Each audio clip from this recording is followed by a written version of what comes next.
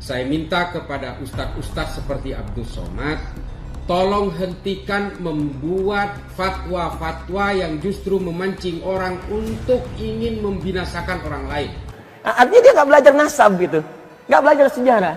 Silahkan baca, silahkan luaskan bacaan, perdalam. Dengan begitu wawasan kita menjadi luas, menjadi lebih baik. Dan ilmu kita kemudian terangkat. Saya ingin Anda rukun, jangan berselisih. Kenapa harus saling mencela? Kalau tak sepakat jangan mencela. Dari mana Anda mendapatkan ajaran mencela itu? Di Quran ada. Anda ngaji Quran, ngaji sunnah. Apa diajarkan di Quran sunnah saling mencela? Anda belajar Quran yang mana? Sunnah yang mana? Yang saya inginkan kita hidup rukun. Perbedaan nggak apa-apa kalau beda sedikit. Ya beda dalam dan landasan mengambil putusan nggak ada masalah. Sepanjang dalilnya ada. Saya minta hentikan semua ini sebelum Anda sendiri kemudian menyesal karena Islam ini akan terpuruk karena fatwa-fatwa yang Anda keluarkan itu. Ustadz Somad itu ulama. Bukan ulama cuma di Riau. Dia ulama yang berkeliling berdakwah tanpa kepentingan politik. Anak itu muda, jujur, setia. Dan dia menguasai ilmu hadis di Darul Hadis, punya pengetahuan Islam yang baik di Timur Tengah. Beda dengan saya ini, tidak punya ilmu apa-apa. Dia diharapkan umat dibandingkan dengan kita ini dan yang lain-lain. Kalau yang lain-lain kan cuma jago kandang, ya, cuma jago kandang, cuma berani di dalam kandang, tidak berani keluar.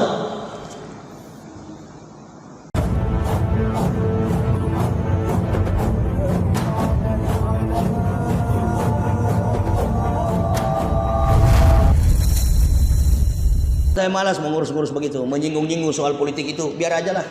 Jokowi juga sudah terpilih, biarkan aja, nggak usah campur-campur masalah itu. Kita sudah lelah, mahasiswa sudah turun, masyarakat sudah turun. Biar aja, nggak usah urus itu. Nanti kita lihat aja lah, bidakwatil fuqara'i. Karena tertibnya dunia ini kan bergantung kepada 4 orang. Qiwamud dunya bi arba'ati asah. Tertibnya dunia bergantung kepada 4 orang. Yang pertama bi ilmi ulama. Ustadz Somad itu kan ulama. Ustadz Somad itu ulama. Bukan ulama cuma di Riau. Dia ulama yang berkeliling berdakwah tanpa kepentingan politik.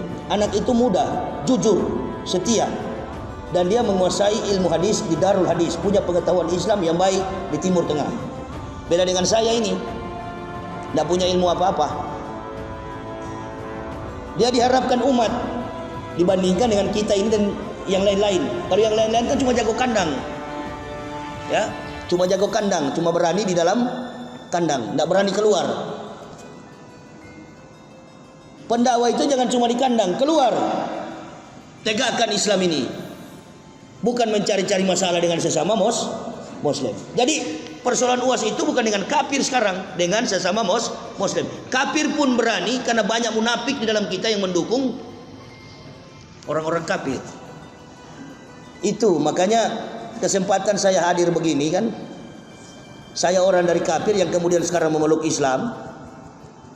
Dari 13 tahun lalu saya berdakwah, tak pernah saya ada kelompok manapun. Dan saya tidak mau dikawal-kawal. Makanya saya pergi berdakwah itu cuma dengan istri anak. Nggak mau dijemput, malah saya malas kalau dijemput-jemput itu. Nggak suka saya, karena saya tidak mau dihinggapi oleh kepentingan politik. Saya datang berdakwah tujuannya cuma 2, mengajak Muslim supaya bersatu, memanggil orang kafir supaya masuk Islam. Itu pun jangan semua. Kalau sudah semua, siapa yang di neraka, kan begitu. Ini. Jadi mengenai UAS itu tekanan politik, itu aja, tekanan politik. Coba, saya tadi malam ceramah, ada satu kelebihan Pak Jokowi yang saya akui. Pak Jokowi itu satu kelebihannya saya akui. Waktu KPPS 500 mati lebih dengan buat korban di Wamena, kelebihannya Pak Jokowi tidak pernah mengucapkan bela sungkawa. Itu kelebihannya.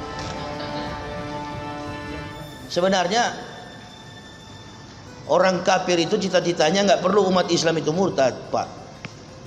Umat Islam itu sudah tidak datang ke majelis ilmu saja, atau umat Islam itu tidak sholat, umat Islam tidak dekat dengan Quran dan hadis, umat Islam mabuk-mabukan segala macam, sudah menang orang kafir.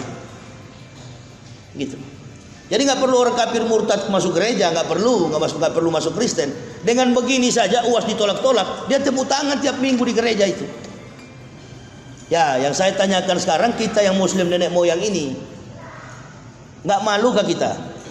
Justru kami yang dari kafir ini setia untuk menegakkan Islam. Antum yang dari nenek moyang muslim, kalau saya masuk Islam munafik dengan keadaan begini, saya tambah gosok di dalam. Seperti yang pakai sorban di kepala itu, yang ban Vespa di kepala. Itu kalau bicara Quran hadis pintar sekali, penjilat, mengaku-ngaku sebagai mubalik, tapi nggak pernah di masjid. Itu yang begitu-begitu, Pak. Jadi Islam itu cuma dijadikan apa namanya, tameng, cuma dijadikan topeng. Padahal kalau mubalik itu di masjid. Kami siang malam saja berdakwah tidak pernah ngaku ustad. Orang aja yang manggil saya ustad. Penampilan seperti ustad, sorban dikekang di batang leher, padahal padahal dari kafir ini, bukan ustad. Nggak pernah siang malam kami di mimbar masjid, siang, pagi, sore, subuh di masjid. Nggak pernah ngaku ustad. Karena tidak mudah untuk menyebut diri sebagai seorang ustad. Di Makkah dan Madinah orang doktor, profesor dulu baru dipanggil ustaz. Kita di Indonesia baru sebut satu ayat, muncul di TV ustad. Ya, sama dengan di Pulau Jawa ini, nggak sembarang dipanggil apa itu, kiai. Nggak sama, nggak semudah itu. Orang sudah teruji kemampuan intelektualnya, penguasaan kitabnya, penguasaan nahwu sorofnya, barulah dia dipanggil kiai, mbah yai. Gabung dengan ibu-ibu pakai mukena masih ada batang, gabung dengan laki-laki takut kita pukul, kan begitu.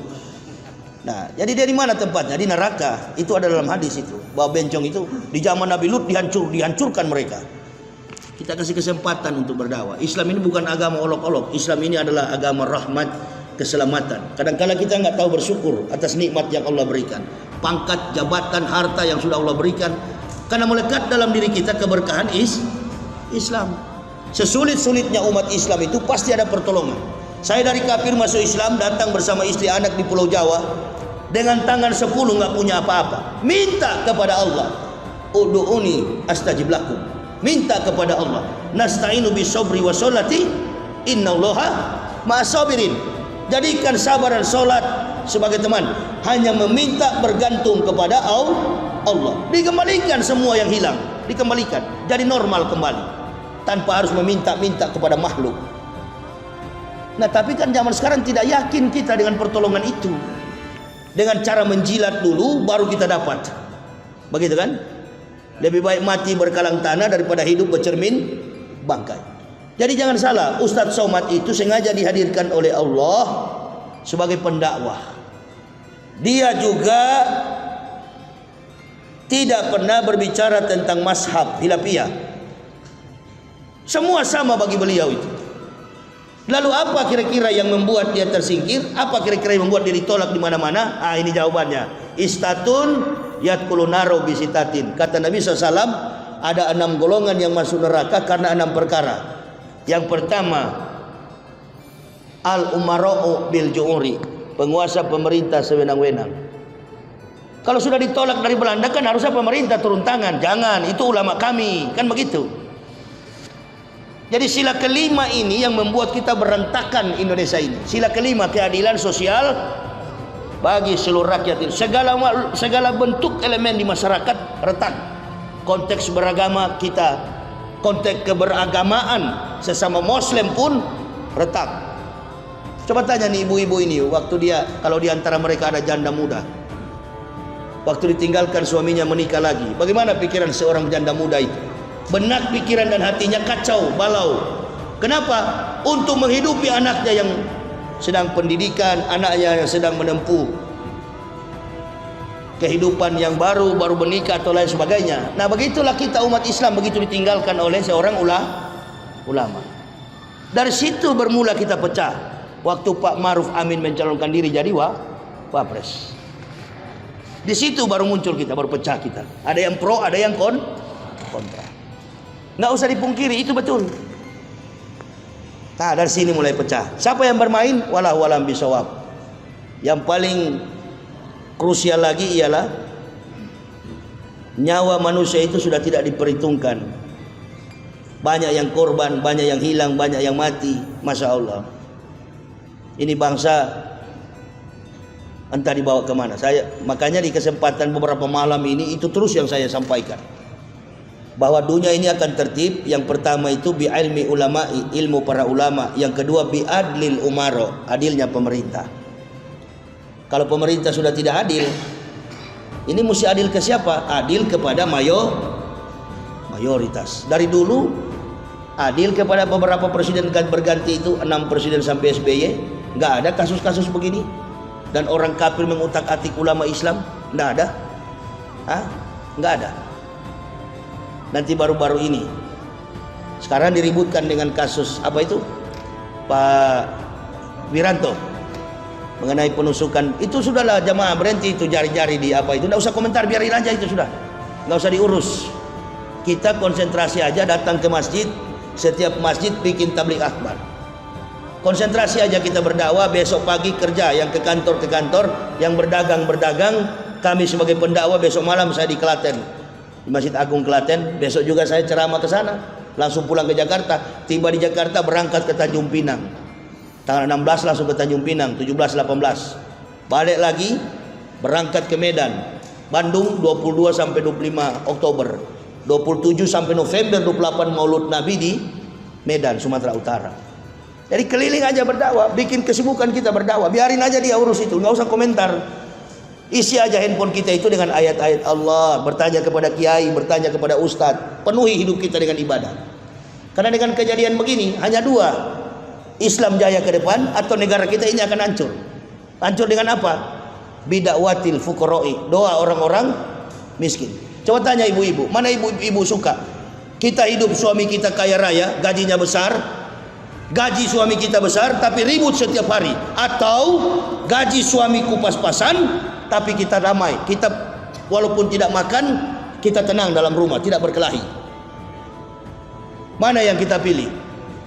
Saya lebih memilih kehidupan ekonomi pas-pasan tapi tidak berkelahi, tidak berselisih paham, atau bahkan tidak makan dalam rumah tangga tapi kehidupan rumah tangga itu tetap rukun. Nah ini sudah ekonomi susah, ribut sana sini. Allahu Akbar. Nah ini perlu kita jawab dengan dakwah. Dakwah seperti inilah. Sudah beberapa malam saya ceramah, itu aja soalnya. Itu aja. Bahkan saya katakan kalau kita ini masuk Islam dengan niat munafik, oh paling mudah keadaan begini kita rombak ke dalam. Tapi justru kami yang dari kafir inilah bertanggung jawab atas agama ini. Kenapa? Karena ibarat rumah sudah miring ini, bangunannya sudah miring, sebentar lagi roboh. Orang sudah tidak konsentrasi dengan ibadah. Bahkan coba perhatikan, saya Muslim, netizen maksud saya Muslim, tapi tidak suka dengan tadi itu, UAS, betul kan? Saya Muslim, tidak suka dengan Habib Rizik. Saya Muslim, tidak suka dengan Yahya Waloni. Jadi kelompok-kelompok ini ngaku Islam. Itu pecah nggak sudah umat Islam sekarang? Sudah terbelah besar sekali luka ini. Ini kafir sering bermain di tengah-tengah luka ini. Nah oleh karena itu jamaah mesti paham, orang kafir itu memang dari dulu dia tidak mampu mengalahkan Islam. Bagaimana supaya dia mampu? Dia pakai orang Islam untuk mengalahkan Islam. Jadi yang menjatuhkan UAS itu bukan kafir, sama-sama Muslim tapi munafikun. Ya, itsyakulul munafikuna wallazina hum fi qulubihim maradun ghara haula'i dinuhum wa may yatawakkal 'alallahi innallaha 'azizul hakim. Itu kata Allah. Dan ingatlah orang-orang munafik dan orang-orang yang berpenyakit di dalam hatinya. Mereka berkata, kita ini orang Islam tertipu dengan agamanya. Jadi katanya kalau kita lurus begini, tegak lurus dalam dakwah, dikatakan kita radikal, anti Pancasila, tersesat katanya. Kata orang munafik itu dan berpenyakit hati. Nah itu. Maka kata Allah, bertawakal kepada Allah, sesungguhnya Allah Maha tahu lagi Maha bijaksana.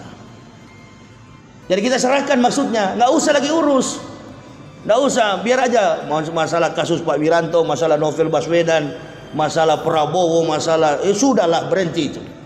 Biarkan nanti Allah yang berperkara. Kalau serahkan kepada Allah, itu lebih baik.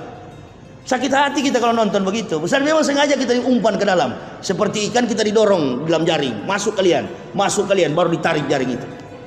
Ya. Jadi kita jangan mau. FPI saya di acara di Banten, saya katakan kepada saudara-saudara FPI, kalau diundang televisi jangan mau. Sampai sekarang FPI nggak mau. Karena semakin kalian tampil, semakin digoreng ini berita. Semakin diadu domba antara FPI dengan Banser dengan Ansor. Begitu kita lempar-lemparan batu takbir di luar sana, kafir di pintu gereja, haleluya, berhasil dia. Itu licik sekali. Karena ada semboyan di Kristen, cerdiklah seperti ular, tulus hati seperti burung merpati. Itu semboyan Kristen itu. Cerdiklah kamu seperti ular, tulus hati seperti burung merpati. Jadi kita mesti waspada sekarang, karena ambisi mereka itu menduduki tempat-tempat penting dalam pemerintahan. Coba, mayoritas kita Muslim, kapolseknya Roberto Stefanus, dan dimnya kafir, dan ininya bukan seagama dengan kita. Yang sebenarnya mayoritas itu dipimpin oleh saudara mayoritas. Tapi di instansi pemerintah pun mereka sudah menguasai. Masya Allah. Di Solo itu Bupati saya ceramah dan saya bilang wali kota Solo ini kalau mati masuk neraka karena kafir.